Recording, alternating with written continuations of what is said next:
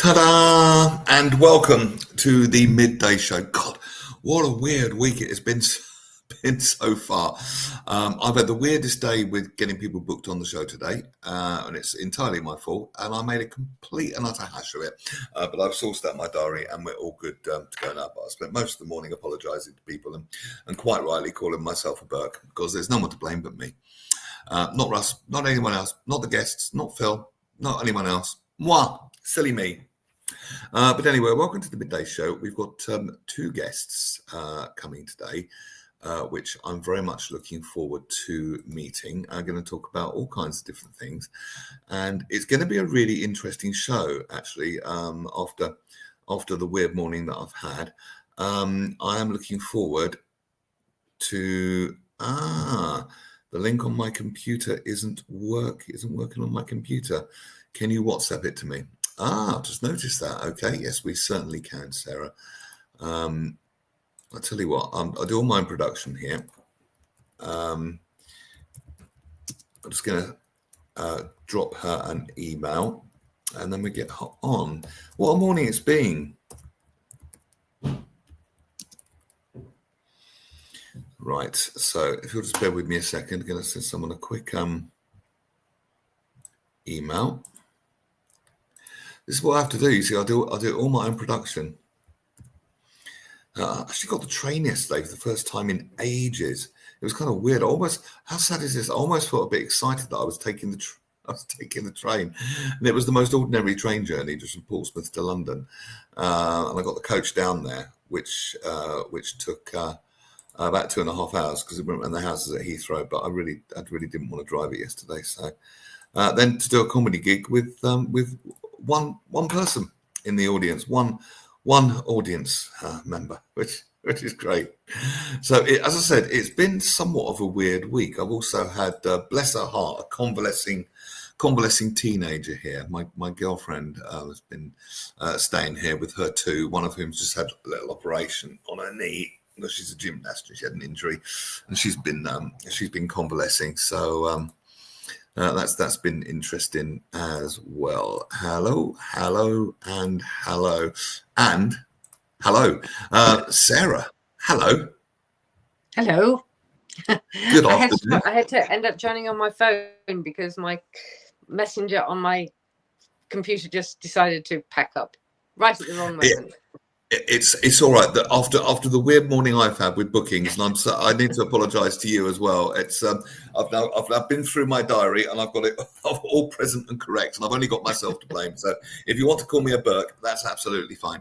I wouldn't dream of it. No, but you'd be very welcome to, and I would take that on the chin this morning. In all fairness, welcome Sarah Wellbance to the Midday Show. Out of Chaos Therapy. That sounds fascinating. Unpick that for me. Okay, so Chaos is a little village in Portugal, which I currently live, and I'm a remedial hypnotist, which most people won't have heard of. So just to explain what I do, people are well aware of stage hypnosis, of Darren Brown and the like, doing weird and wonderful things, and most people are aware of hypnotherapy. Yes. The two things that they have in common is that people are put in a trance. They are not put to sleep, but it appears like they're asleep. They're not aware of what's going on. And that makes a lot of people quite nervous. They don't like the idea of being out of control, even if it's in a therapeutic environment. So the guy who trained me and many other control practitioners, Tim Box, devised this method of doing using hypnotic tools, but without the need for trance. So that's interesting. Yeah, so I do effectively hypnotherapy, but without the requirement to put people into a hypnotic trance. So they're awake, they're alert, they know what's going on. We have normal conversations, but at the same time, the conversation I'm having is with their subconscious mind, which is where all our problems lie. If we could, and indeed the solutions. Exactly. I understand. Now, this is what I mean. Going back to what I used to understand about hypnosis, there was an awful lot of people that were very scared of it. They thought you could be. I think we can bust some myths here. Actually, I saw Paul McKenna's hypnotic show, and someone have a very intimate relationship with a broom, which was supposed to be sweeping the stage. It was very, very funny, and we're all thinking, now, how does he do that? But as I understand it, you can't be made to do anything against your will, unless it's already in your will to do that kind of thing anyway. You can't be made to do anything that goes against your moral roadmap. Yes, that's right, isn't it? Yeah, that's absolutely correct. With the stage shows, I mean, they're incredibly talented, but when they are picking people out of the audience, and they're not planted in the audience, but they will be looking for people who are extrovert, who are happy and willing and very interested in going up on stage and being part of the show. That's what I got. That's what I got. That's what I got from it. They do these, is it suggestibility tests where they... Yes, exactly. Put your hands out in front of you, make your fingers are now going to come together, and now they're going to stick together. And some people can't move their fingers. I find that absolutely incredible. And I think the thing that brought home to me the power of the mind more than anything I've ever seen is watching a Derren Brown show, who is a self-confessed fake.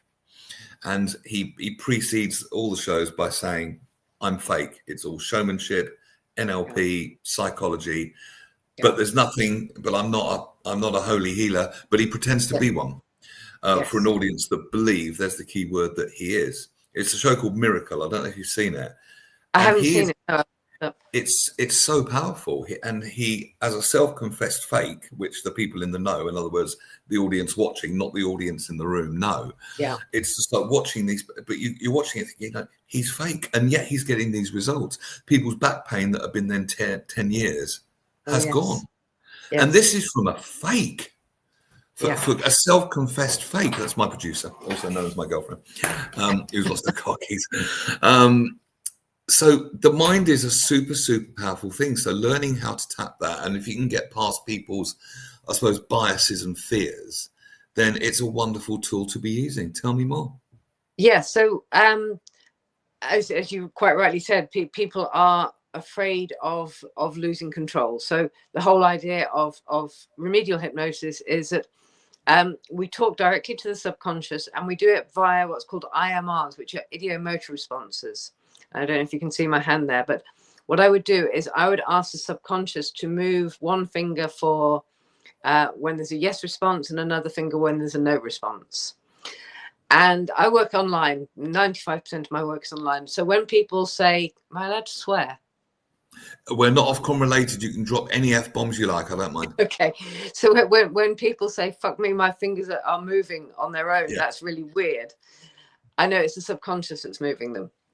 So, and that's how we access the subconscious. That's how we have the conversation. Now, if you think about it, the subconscious is moving your body in all different. I talk with my hands a lot. I am not consciously deciding to do this with my hands. They're just doing their thing.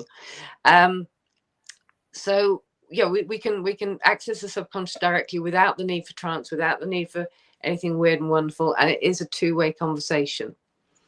And it has very practical benefits because, for example, if somebody is an emotional eater, if somebody is overweight, is eating too much, and they say, I can't stop, I've got this addiction, I can talk to the part of the subconscious which is triggering that desire for comfort, that desire for the sweet stuff. And I can say to that part of the subconscious directly, this worked when you were 5 years old. When you were 5 years old and you were unhappy, or you were tired, or you were grumpy, or you were bored, a piece of chocolate or a biscuit solved the problem, like magic. And that's why you're doing it now. That's why you're doing it 20, 30, 40 years later, when the person is unhappy. Because the part has never been addressed, evolved, encouraged exactly. to, I suppose, have an adult mindset. And it's just fascinating that there must be these parts of us that are so childlike and still running running the show. I mean, if I could look inside my own head and go, that's handy, that can stay. That needs evolving a bit, and Yeah.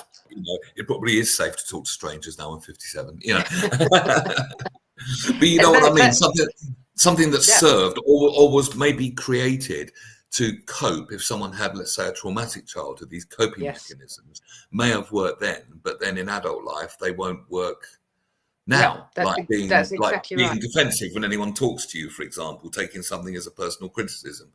Yeah. It doesn't Yeah. serve now, but it might have done back then. Yeah. Am I Yeah. right? So the mind will devise strategies to deal with issues. And yes, the majority of the problems I work with will have some basis in childhood, because in that first 10 years of your life, you don't have the ability to think deeply, to make decisions based on logic, on rationality. Well, You they just say it's the absorb first information. 7 years, don't they, Sarah? It's The about first. the 10 years, but you don't, Yeah. at 9 or 10 years old, you don't suddenly become wise. It creeps in. And I think the current view is that you're not fully mature until you're about 25. But Yeah, certainly I mean, I'm that happy to be corrected. I heard the first 7 years, but you probably know better than I do. But it's we're just open sponges, aren't we? And we absorb everything, good or bad, by yeah, osmosis. I yeah, think the hypnotic term is the critical factor. In other words, our logical mind. Which exactly. so if someone says go and jump off a cliff, you say no. That starts kicking in. Yeah, I yeah. thought about 7, but perhaps older about 10. It, And then it there's the depends. teenage rebellion, I suppose, and then Yes, hopefully we settle back into being a yes. balanced adult, sort of in our late teens, early 20s. One would hope. I mean, it depends on the child. Some childs will develop earlier, some will develop later. But yeah, so that period of time when you learn in the first 10 years of life faster than you learn at any other point during your life. So, and as you quite rightly say, you're like a sponge. You're absorbing all this information, and you're making decisions and assumptions about who you are. And those, Relative. unless they're challenged, will stay with you for life. I've got a pair of flip flops here behind me. I don't know if you can see them, but the reason they're there is that when I was maybe 6 or 7 years old, I used to wear flip flops all the time. And then one time I had a big blister between my two toes, and my mum said, she probably didn't want to deal with any more blisters, your feet are now the wrong shape for flip flops. And it wasn't until a couple of years ago that I was 60 years old, I suddenly thought, you know what? I wonder if that's true. All 60 years, I hadn't worn a pair of flip flops. I hadn't even looked at them. I just saw that bar between the toes and thought, no, my feet are the wrong shape. So we got to be careful what we say to people, when they're in that osmosis stage, because they will take that as truth, as a belief, and the mind, if I understand it correctly, manifests our beliefs, not necessarily what we want, but what we believe. Yes. And Paul McKenna tells a story in his book. He says, a guy was talking to his mum, and he said, "Mummy, it was that age, when I get older, I want to be successful." And she said, "Oh, don't do that. Successful people have heart attacks." And that belief stayed with him for years until he encountered Paul McKenna, and it was deprogrammed, thinking if you become too successful, you're going to drop dead any minute. Because what I understand about the subconscious is it's not logical. It doesn't. No. I can talk about a belief like that when I haven't got it as the observer, because it's always easier to see other people's stuff, isn't it? And say, well, that's nonsense. Logically, that makes no sense. There's no cause and effect there, unless you particularly believe there is. But the unconscious can't do that, and the unconscious is always there to protect, isn't it? Protect and survive, but it can be a bit clunky. I work on the basis that the subconscious wants you to be happy and wants you to be safe, in that order. We strive. Children are always happy. Children are always looking for happiness. They're always looking for the next thing to amuse them. But if our subconscious just wanted us to be safe, we wouldn't be able to jump out of planes with little bags on our backs, or drive very fast cars, or ride horses. I have horses here. There are lots of things that we do that are inherently dangerous, but they make us very happy. So the subconscious is looking for happiness first, safety second. And you're quite right. I mean, we have so many things that are programmed into us when we are children, and we don't have the ability to challenge it and say, well, No. That's not true, mummy. Don't be silly, mummy. We just accept it, and that becomes part of our belief system. So yeah, what I do, I work with people, because I'm talking to the subconscious. The therapy I do is very quick. It's generally 3 sessions. So we do a free consultation first, and then we do three change sessions. If we need to do more, we do, but generally we don't. And things like trauma, people think that trauma will take weeks, months, years of very painful and difficult conversations to resolve. Trauma is a really interesting one. So when something traumatic happens, be it abuse, be it an accident, be it whatever, a part of the mind will take on the role of trying to figure out what happened, for the sole purpose of avoiding it in the future. Because something awful happens, the first thing you want to do is, well, I don't want that ever to happen again. So to be able to do that, you need to know what the circumstances were, what your role in it was, what happened. And that's why people get flashbacks, they get nightmares, they get intrusive PTSD. thoughts. Yeah, absolutely. Because that is the mind running and running and running this thing to try and figure out what happened. But there are things in life which are just random, or the people who were involved, who did the abuse, are unable, or they won't give the information that we need to resolve the issue. So what happens is it just keeps running and running and running.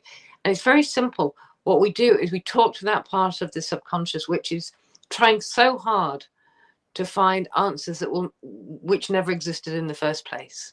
Yeah. And you just say, you can stop now.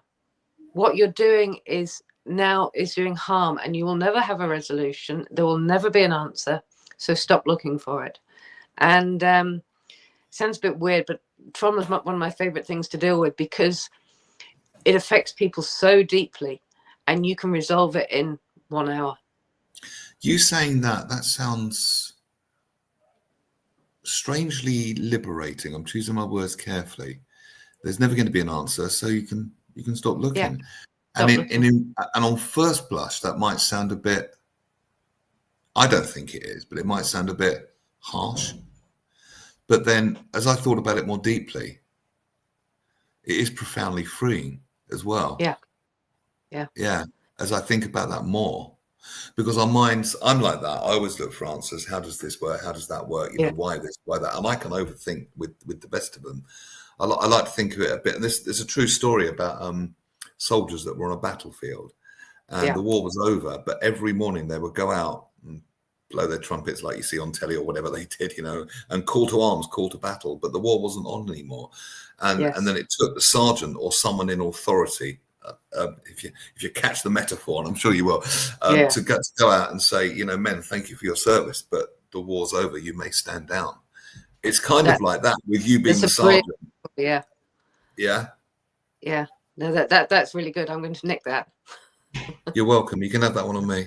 But put another way, it's bad enough that it happened once. Why would you keep trying to replay it over and over and over and over and over again? Because you're not torturing the person that did it. You're ultimately torturing yourself.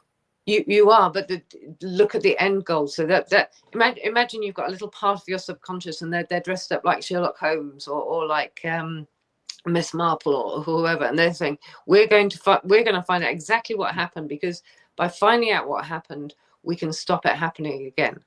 We all know what we did wrong, and especially with things that happen in childhood, we always assume that we did something wrong which caused that bad thing to happen. This is the nature of children. They take it on as if it was their own, don't they? And they think they're to blame, which makes me want to weep, frankly.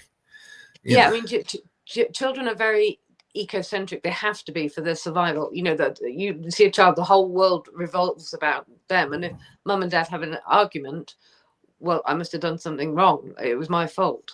And that's they're trying to figure out where their place is in the world, and they can't imagine things happening which have nothing to do with them because they're the center of their world. It's not until you get older and you start to open up your vista. So I would say that, yeah, probably again a very, very high percentage of issues that I deal with originate from something that happened in childhood.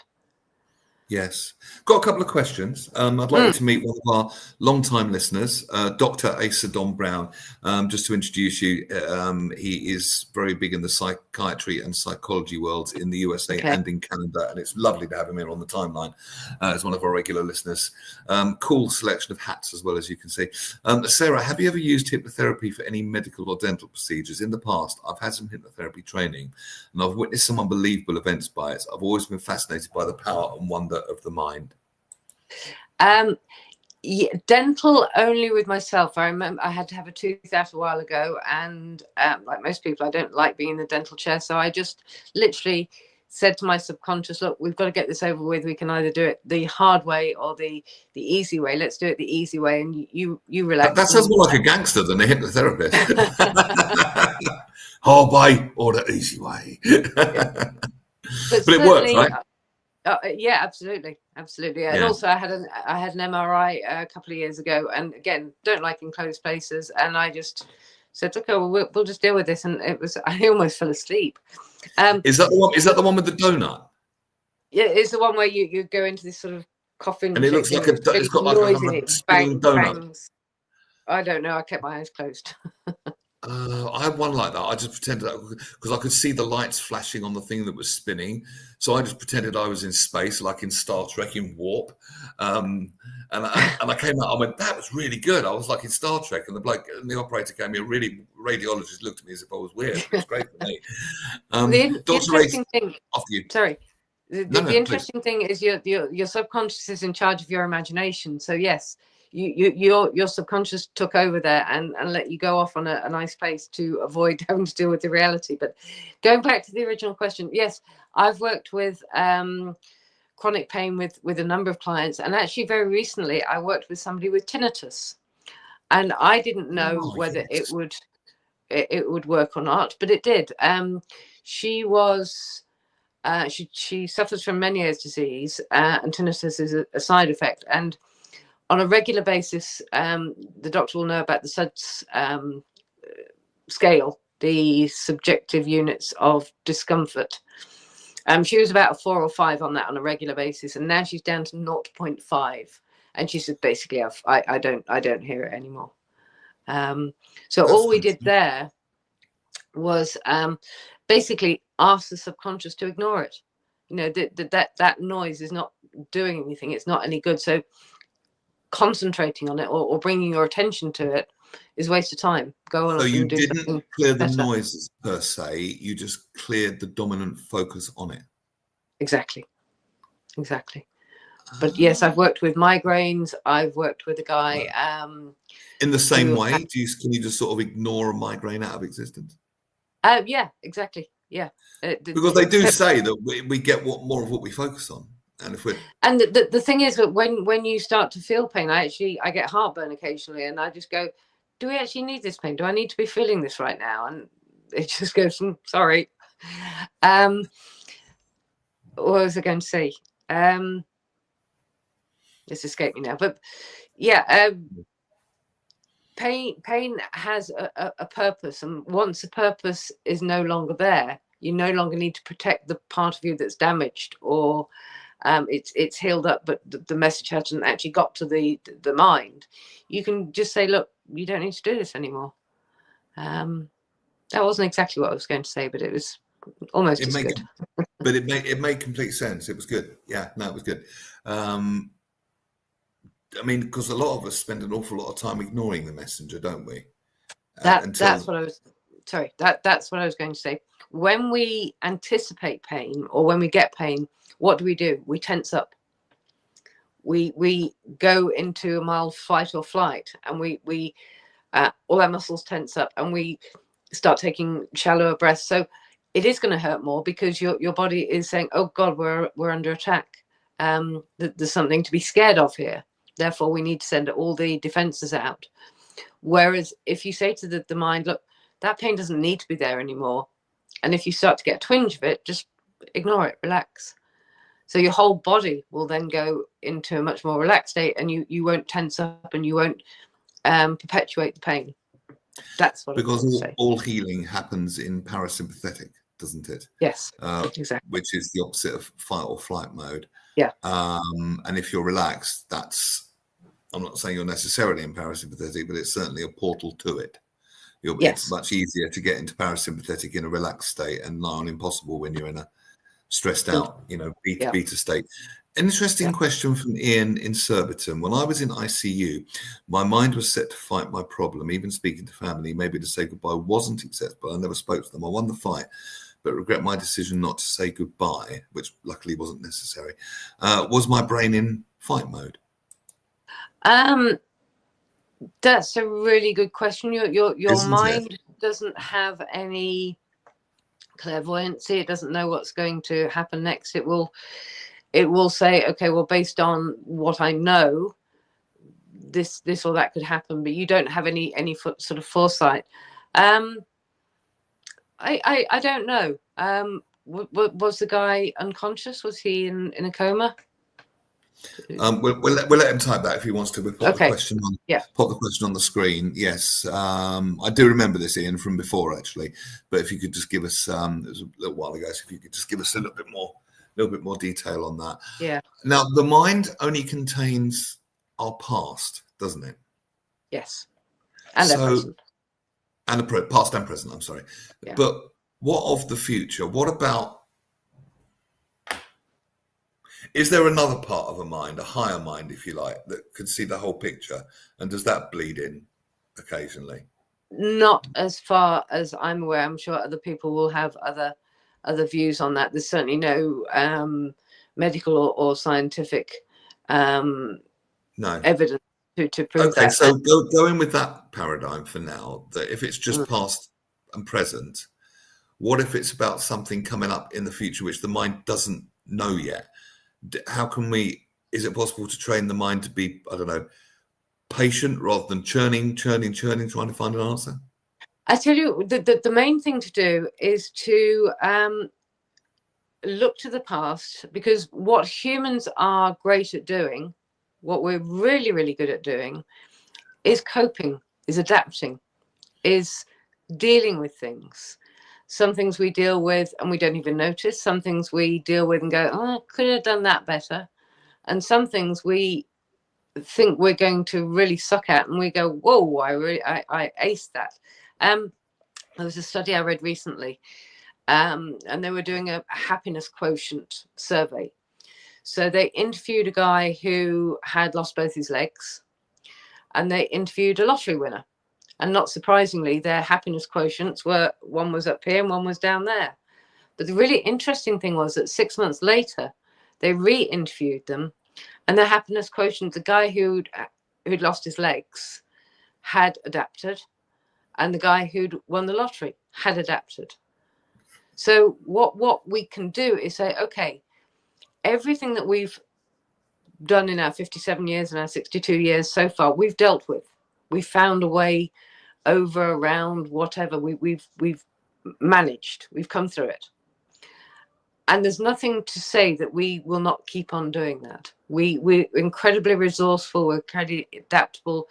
Our minds have the computing capacity. I forget what it is, but it's basically a small island full of computers in our heads. Wow. So we have this amazing ability to just say, okay, this circumstance I never could have seen in my life, but I will deal with it. Couple of years ago. That's quite an empowering attitude, I guess, isn't it? Absolutely. You just go, okay. What do I say to my clients? Your record for getting through difficult days currently stands at 100%.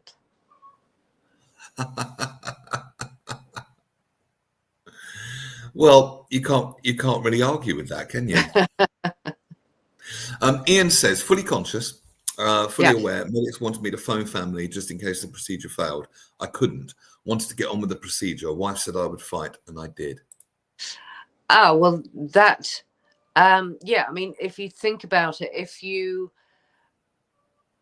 phone the family to say goodbye, that is accepting the real possibility that you wouldn't make it. And I would think at that stage, yes, you would probably be in fight, or it would definitely be in fight. I am not going to give in. I'm not going to die. And I don't want to do this thing, which means that I am accepting that as a possibility. So I'm just going to push it to one side, and I'm not going to do that thing. Does that make sense? Yeah, I think so. Thank you for that. Obviously, Ian did make it, and we'd miss him because he tells awful jokes there most weeks. He's normally our resident comedian. So I thought that was you.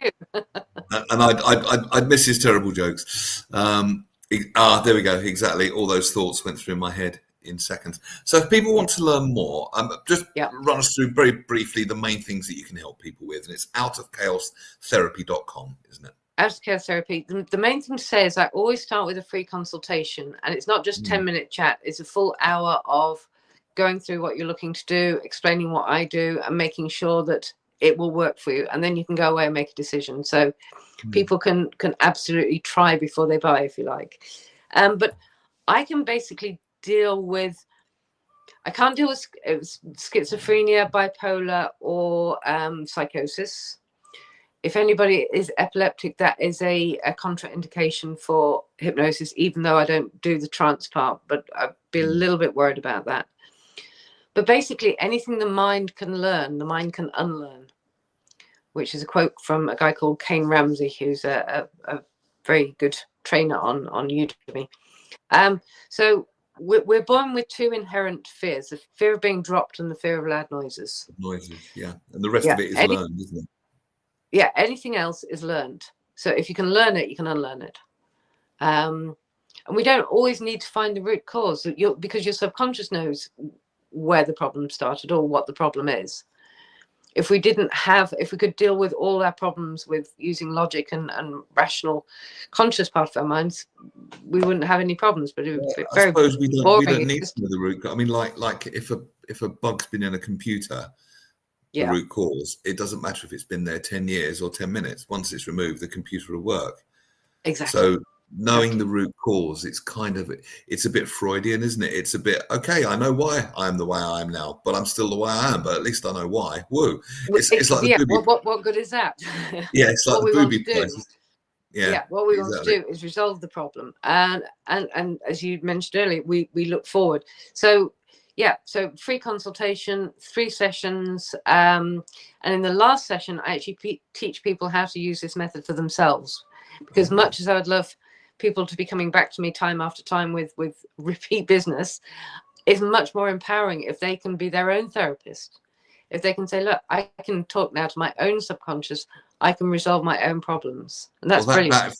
That frankly is a testament to the caliber of your work. I mean, in that sense, the greatest honor people can give you is firing you. In that sense, exactly. If you know what I mean, because you've empowered them to do it for themselves, which is, teach them out to fish, or whatever the cliche line is. But you know what I mean. Sarah Wellband, it's been lovely. Sorry about the confusion this morning as well. I've spent the whole day apologising. But would you like me to send you this footage later so you can use it? Yeah, I'd love to. I'm actually on my phone, so I have no idea how it's going to turn out. But that'd be great. Look, I can promise you it looks absolutely fine. The connection's been crystal clear, so it's all good. So if you just in a messenger, send your email address. I'll send the audio through to you later. Yeah. Okay. Brilliant. Very welcome to stick around while I bring our next guest on. But if you have to go, I'm mindful of your time, so you can stay or go, and we won't be offended either way. Hello there. Welcome to the lovely Sue Jones Miranda. How are you? I am very good, thank you. How are you? I am really, really good. First of all, I'm just going to pop your name on. I do all my own production here. Sue Jones Miranda. What's your website address? So it's playbookrevolution.com. So www.playbookrevolution.com. Sue Jones Miranda. I think this is going to be a very interesting half an hour. We've had quite a holistic day so far today, as we like to do. I was just listening to the end of Sarah's when you guys were speaking then, and I was like, mine does follow on very nicely indeed.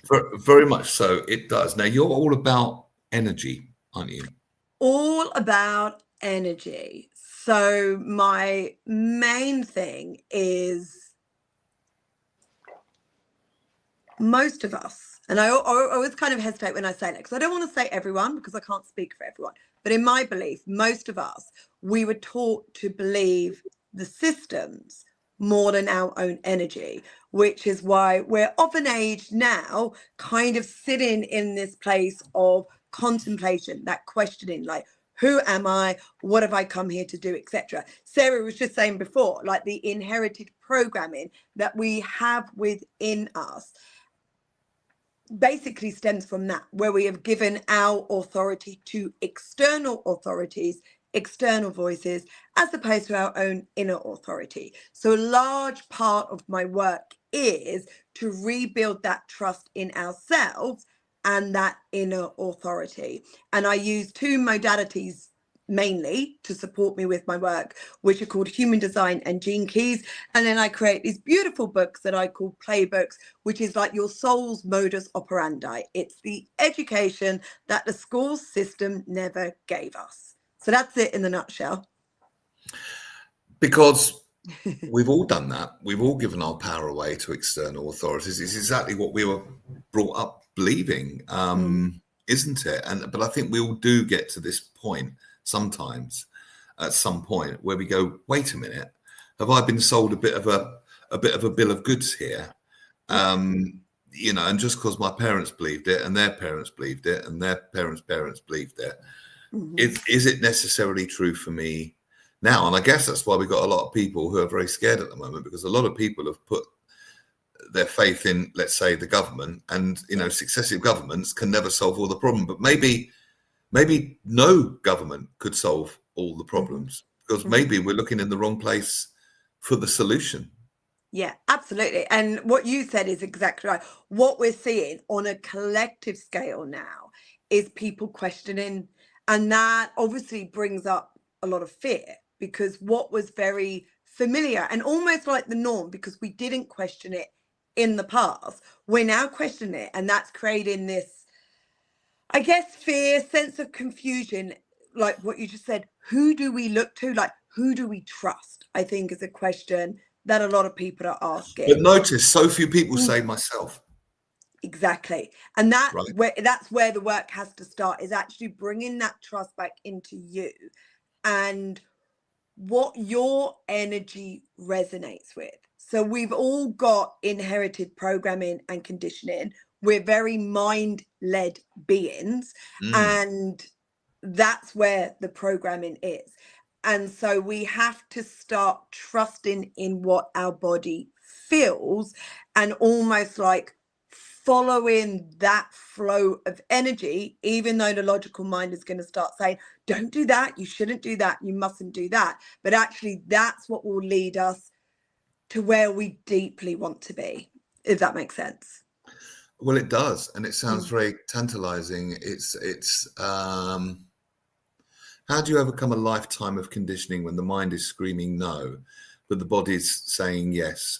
That's my second question. First question, when did you start to become energetically aware, so to speak? So, yeah, I've always When did you start asking the big questions? Or have you, or were you one of these children that always ask the big questions like I do? Yeah, no, and I love the big questions. That's kind of like the field that I play in, is like the big questions. So I've always been very curious. So I say that, and I'm sure a lot of people that explore this have probably felt when they were younger a bit different, like they didn't belong, they didn't fit in. And again, it's questioning of those societal constructs, questioning even like what your parents tell you, and almost going like, well, I know you say that, but is that correct for me? So I've always had that element of curiosity, and have chosen to live, in the eyes of society, a different life. But it was actually when I was pregnant with my daughter that I really started to dive into this work. So she was 9 on Sunday. So we're going back, you know. Happy birthday. Yeah, I know. She was a beautiful little kid. That's her behind me there. That's her playbook there. Oh, bless. What's her name? Luna, Luna. So What Luna. a lovely She's my name. Happy birthday, Luna, for last Sunday. Oh, that's like she's my little moon. So it was when I was pregnant with her, and I feel like there was a reasoning why it happened when I was pregnant with her. And I started to really dive in a little deeper. And it's when I first discovered human design, which is one of the tools that I use, and started to kind of learn and dive into that. And then it's quite an overwhelming tool when you look at it, because it's so you can create your chart for free. You literally just go to Google human design chart, and there'll be lots of ways within which you can create I've heard of this before, actually. It's very complex, isn't it? Yes, so that's what tends to happen. People see it and it's full of shapes and numbers, and it can be very overwhelming. And like I get that, because people go like, well, this means nothing to me, which is a lot of what I do, which is the translation of what that actually means in practical language. And so I left it for a bit, because I was the same as most people, where I went, it's very overwhelming, it's very complex, I don't want to learn it. And then I discovered the other modality that I use, which is Gene Keys. And that's a lot more language based. So again, you can go to Google Gene Keys profile, and it gives you a written description. And so I started to fall in love with that. And then human design came back into my field, and I kind of went, oh, actually, look how they can complement each other. And so that's when I started to really play with them, first and foremost for myself and my own experiment, and then for my family. And then I started bringing it into my one-on-one work with my clients. Where do you even start? It's a good question. Because it sounds like an ongoing work of a lifetime, peeling away all the layers of the onion. But I suppose with every layer, you become more empowered, more your own, what's the word I want? Sovereign being. Absolutely. So the way that I see it is a way of life. So it's an experiment that you go on to verify for yourself. So a lot of people tend to kind of, that I've heard of human design, I know that I'm this, and like that's it. But it's actually in the practical application. So when you're really integrating it into the way that you're living, and I'll tell you a great place to start with that actually everything starts to change.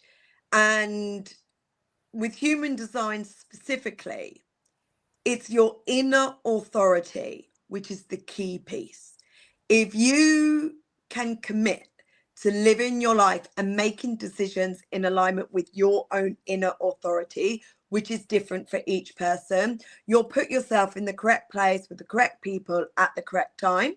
That's when opportunities will come your way and your manifestations will come to fruition. Because this is what I've heard. Because I go to a call once every couple of weeks which discusses these very things, and the key message of the call is nothing changes until you do. And we're talking about the outer world again. People think I'm just going to go and chase that and then I'll be happy, and it's like, no, get happy first. Get in alignment first, and then make your choices. Otherwise, it's this constant hamster wheel of chasing and trying to fill a hole from the outside, which, as we discussed, can't really ever be filled. I'm not saying these things are wrong. I'm just saying to put the whole enchilada on that is not correct. Yes. Yeah, absolutely. Like you hit, and it's not this or this. It's both. We're here in a physical body. We have to take physical action, and we need strategic tools and support for that. You know, if we want to, I always say, if we want to do bigger things, and some people do, some people don't, but if you just want a little more for your life, like you have to go deeper. You have to have those deep roots that will support that. But you also need to know logically and strategically what to do in this human body that's going to support you. So it's what you say, like it is both, but so many people tend to focus on one or the other without realizing it's actually both, like at the same time. Now that's really interesting, because you do find that I've met the spiritual types. And they're lovely, and they're spiritual, and they believe in angels and all these sort of wonderful things. They've probably got books by Doreen Virtue, and all of that is valid, I'm sure. But some of them are completely unpractical when it comes to strategic action. Yeah. And then on the other end of that spectrum, there's people that are all action orientated, think this is new age airy fairy nonsense, and then get ulcers and burnout because they're working too hard. Yeah, exactly. Am I And right? it's what you want is just the blend of the two. So as you said, with the, you know, a lot of deeply spiritual people, and, you know, I don't want to put everyone in that blanket, but, you know, I've been in worlds and in groups where there is this belief of, if we just do vision boards and if we just visualize and if we just, as you say, look at the angel numbers and pick a card, but we don't physically move the needle in our business, like that's enough, which it's not. Yes. And then as you say, on the other side, there's action in attraction for a reason. Yeah. And it's the both. So I'll use me as an example. So yesterday, so I've had an extremely busy couple of weeks, which is beautiful. But then I could feel there was like a little dip in my energy, so to speak. And I was like, I could feel, the way that I describe it is that I was leaning very far forward. So if I feel myself leaning forward, as in like, I've got to get these things done, then I know, actually, no, I need to recenter myself. So I need to get back to like a neutral position. And so before I started my day yesterday, I needed a reset. Now I know within my charts what supports me. And one of that is like silence, just absolute silence. So I took myself off for the morning just for an hour. And I'm quite lucky where I live. I'm in the Cotswolds and we've got this beautiful place called the Scenic Sauna, which is like in woodlands. And I had it all to myself. So it was an hour of complete silence in this sauna, like in that setting, which was beautiful. And I walked away feeling myself, feeling connected, feeling grounded and ready to go at the day again. Instead of getting up going, right, I've got this big, long to-do list. I need to get that out before I can go and relax. It was like, I can feel me leaning forward. I need to connect back to me and then I'll do what I need to do. And I'll bet you were more productive afterwards. Absolutely. Yeah. This is the thing that the action-driven lot don't understand. They think more nose to the grindstone will produce better results. And it just isn't. More kick back, take a break, chill out and come to it refreshed. Even if you sleep, I think that's where the phrase "I'll sleep on it" comes from. You know what I mean? It doesn't, or, you know, it's nice to think about decisions. It's nice to slow down a little bit, slow down and smell the roses, so to speak, and profoundly reinvigorating. Ian's put an interesting comment up. Numbers, crystal tarot. This is so my wife. Now this is interesting because a lot of the more conversations I have like this, a lot of it now, Ian, I find is very science based. It's not. I found it very grounded. A lot of the stuff, not all, but certainly with this conversation and many other modalities, I find it very grounded, very logical, very practical, very useful. It's not to me. I wouldn't dismiss it as new age woo-woo nonsense. Far from it. Yeah. Far from it. Yeah. So what I would say with that is, yes, absolutely. I mean, science has proven today that we are like 99.99999% like of atoms, and that, well, we're made of atoms, and 99.999% of that is space. So that space is energy, it's frequency, it's vibration. And this is why these conversations are starting to be heard a lot more. But what because I would think say, our Western minds can get our idea around the scientific notion of frequency, resonance, vibration, you know, or perhaps we're at a point in our, I don't know, evolution of our consciousness where we can have conversations like this. Yes, it's absolutely. Certainly changed a lot in my lifetime. You know, Reiki on the high street, for example, you know. Yeah.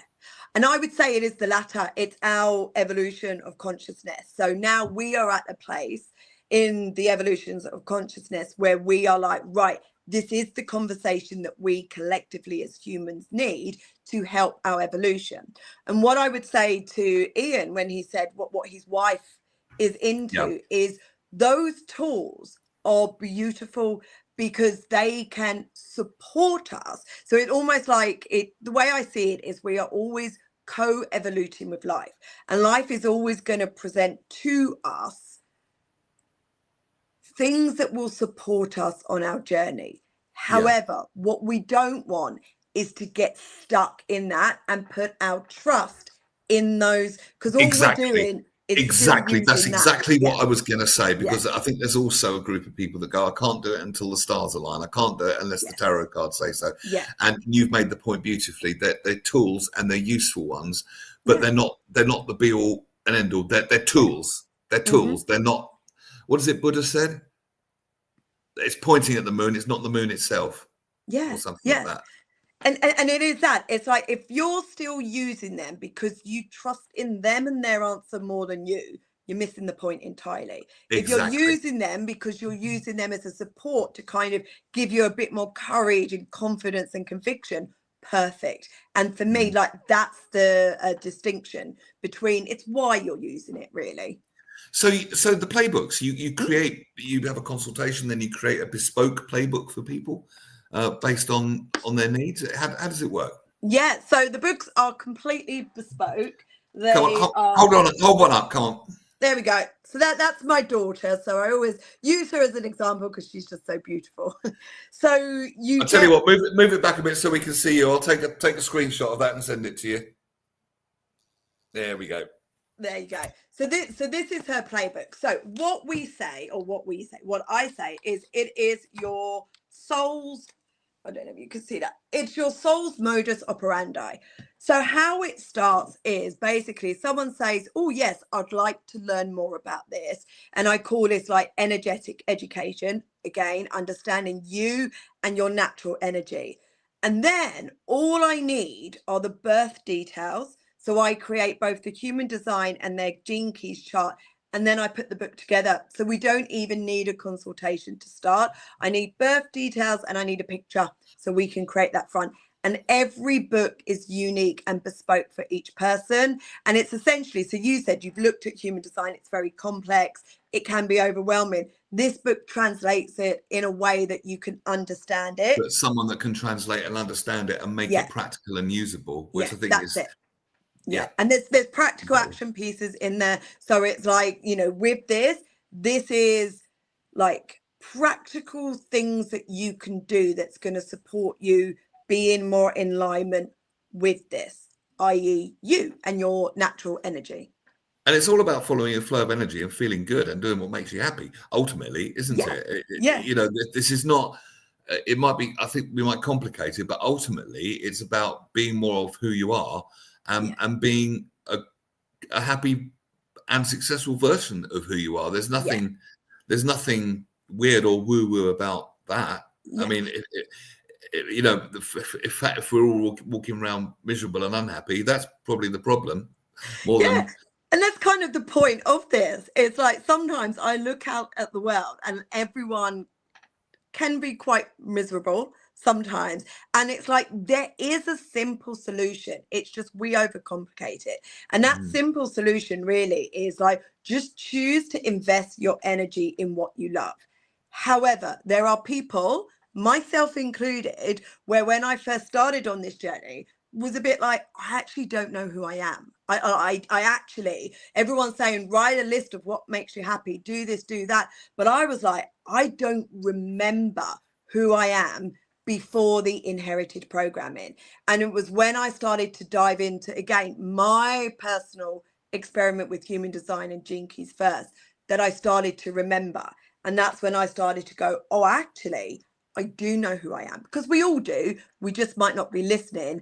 And then I started to make covered up a bit, though, by years of, I suppose, following other people's rules. Yeah, absolutely. And I suppose some people might ask the question, well, if I follow my own rules, that's dangerous. I might become an outlier. I could become dangerous, but that's not the case, is it? Because people that are happy don't do things that put other people in danger. It's people that are unhappy that do that.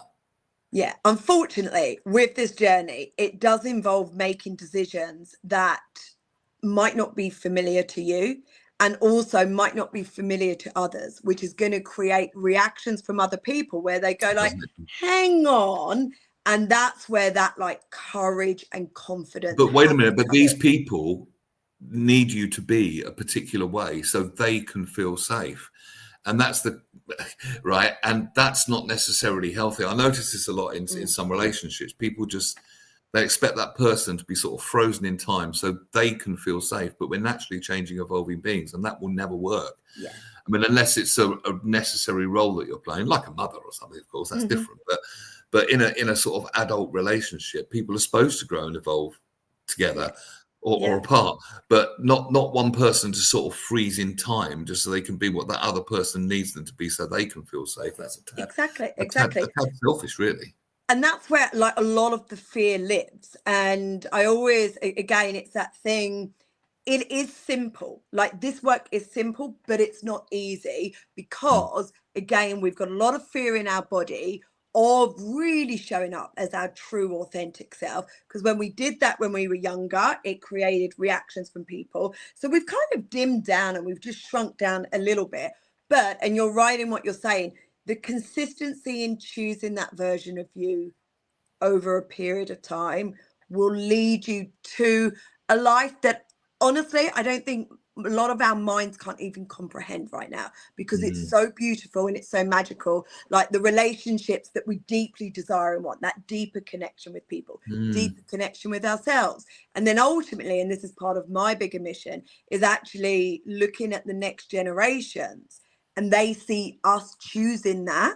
So that will become the norm for them. So they're not going to be sitting here of our age going, oh yeah, no, I have to, let go of this inherited programming. And what a wonderful gift! What a wonderful gift to be able to pass down. That we all want to teach our children wisdom, but this is this is wisdom on steroids, isn't it? What a wonderful thing to be doing. And like you say, there won't be that lag time where they go through that complicated. Who am I? Because I mean, some people don't think about this until maybe something bad happens, and it's like a reckoning, and it's like, what the hell am I doing all this for? And then perhaps the journey, and then sometimes people can say, "Oh, it was the best thing that ever happened to me," but I wouldn't have said it at the time. And but none of this but really, if you do it as you go along, none of this dramatic, high drama is necessary, is it? It can just be done very gently and very. Yeah, it can be. I always say so many of us, we are in this transition. So there are changes happening in the world. We can see it collectively. Systems are crumbling. We said at the start of this, people are questioning the narrative and whether that's the narrative that is correct for us. And people are now starting, so Gabor Mate says that we have two main needs: to belong and authenticity.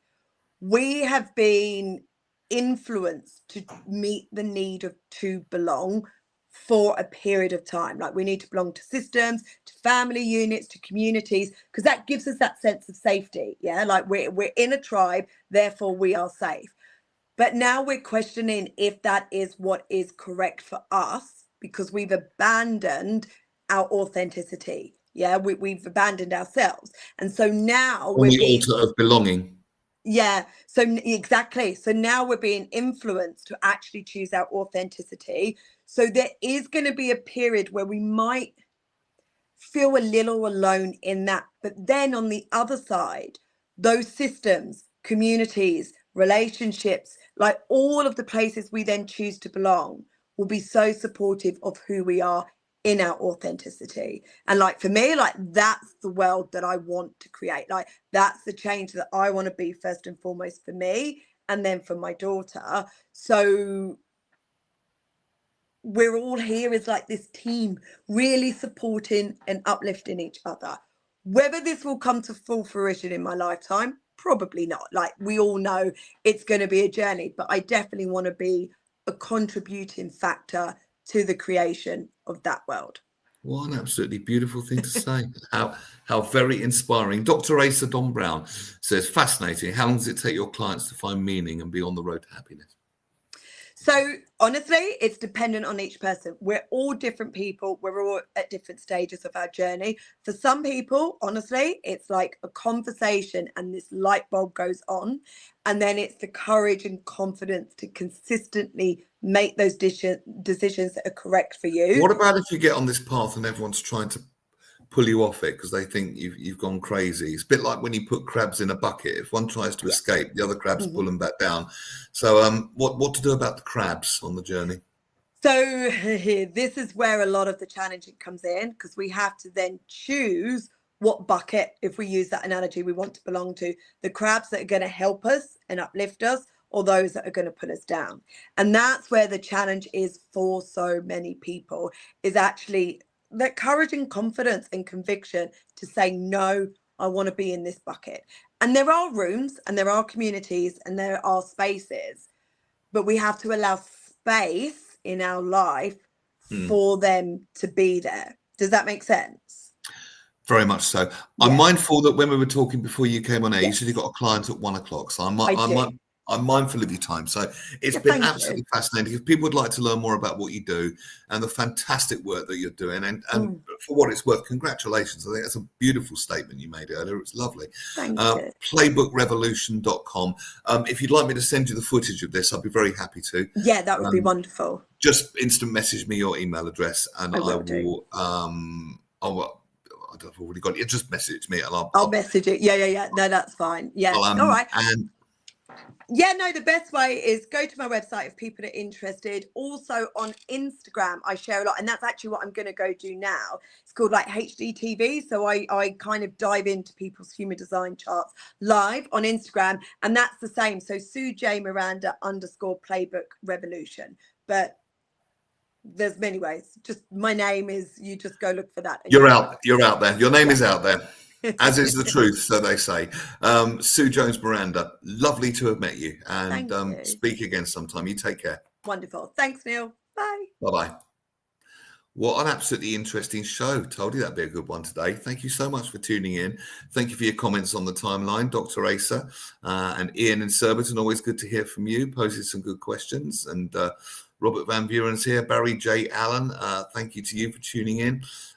Dave Sleets, Mr. Alpha Waves, and more. If you're watching the replay, hope that's been of value to you. This has been the Midday Show. Russ and the gang are back on Friday with King of the Cravat, Phil Dave, Screen Queen, Chantal Ricards, and Jonathan Baz, theatre critic. In the meantime, this has been the Midday Show for your Wednesday, the 12th of November. Love you, hug you, squeeze you. It's been lovely talking to you, and I'll see you soon. Take care. Good afternoon. Cheesy expression while I wait for it to freeze.